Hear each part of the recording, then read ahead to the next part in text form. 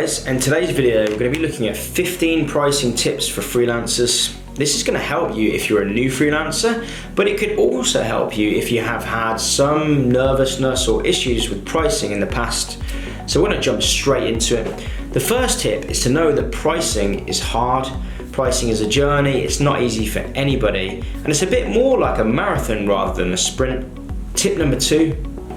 Tip number two is that when you're pricing, know that there's a market involved. Tip number three is consider trying to break the mold. Tip number four, high earners charge more.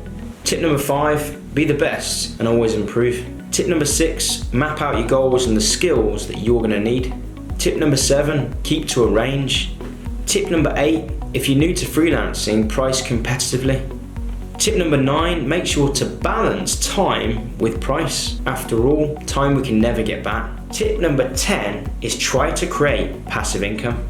If you always work for an hourly or weekly rate, you'll always get what you always put in. However, if you can create assets which earn while you sleep, then you can create a passive income stream. This really does help a lot of different freelancers. You could be a photographer, filmmaker, animator, writer, copywriter, maybe even a coder, blogger, vlogger, the list goes on. If you can create great assets, you can earn passive income. Tip number 11 is to invest spare cash in tools and courses that are going to help you. Tip number 12 is to try new things. The more things that you can try, the more you can potentially earn in the future. Tip number 13 is about tracking your progress. Tip number 14 is to ask other people in your industry. You never know who can help you. Tip number 15 is about trying new places and new sources of freelance gigs. Where can you get more work? There's always new channels to try.